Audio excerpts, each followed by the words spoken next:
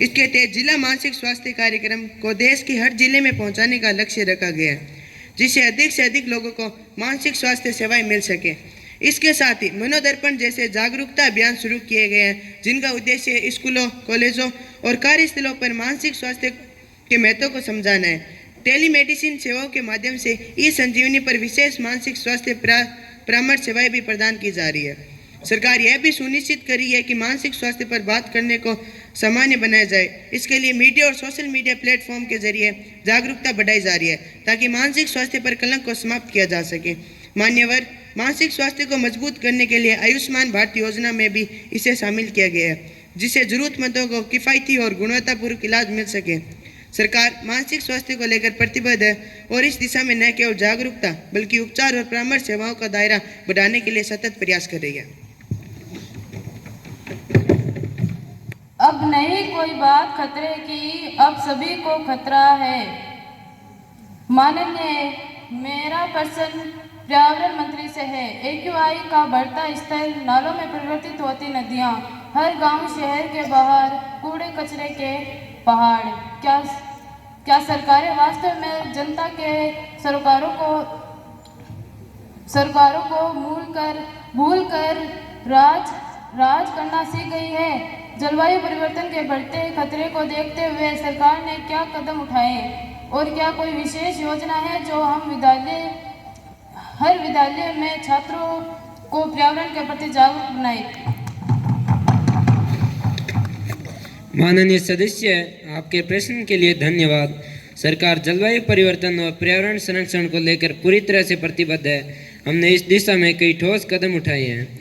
राष्ट्रीय स्वच्छ गंगा मिशन, नदियों को स्वच्छ और पुनर्जीवित करने के लिए बड़े पैमाने पर प्रयास किए जा रहे हैं। इसमें गंगा और अन्य नदियों के किनारे बसे कस्बों और शहरों में सीवेज ट्रीटमेंट प्लांट की स्थापना की गई है।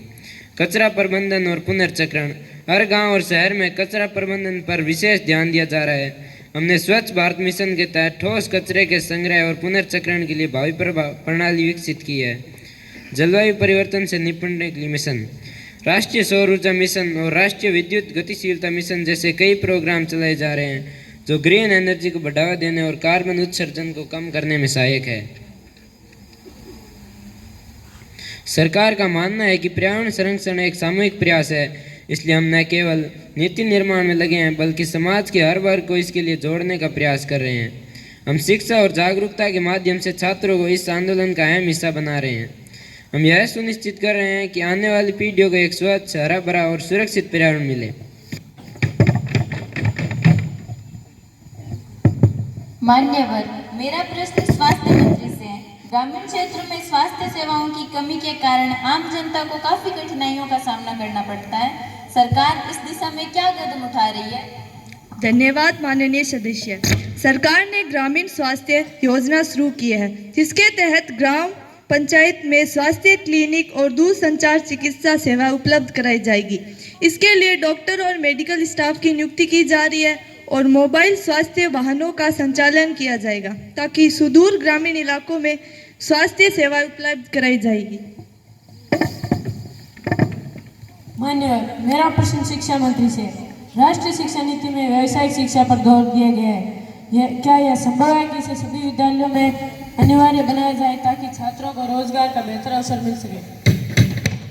माननीय सदस्य, आपका प्रश्न बहुत महत्वपूर्ण है और इसके लिए हम आपको धन्यवाद देते हैं। राष्ट्रीय शिक्षा नीति NEP 2020 व्यावसायिक शिक्षा को प्राथमिकता देना हमारे शिक्षा सुधारों का एक महत्वपूर्ण हिस्सा है। इसके तहत NSDC द्वारा संचालित PMKVY प्रधानमंत्री कौशल विकास योजना में विद्यालयों को कौशल केंद्र में विकसित किया जा रहा है और सरकार का मानना है कि छात्रों को केवल सैद्धांतिक शिक्षा तक सीमित रखना प्राप्त नहीं है, उन्हें व्यावसायिक कौशल से लैस करना आवश्यक है, ताकि वे रोजगार के लिए बेहतर तरीके से तैयार हो सके।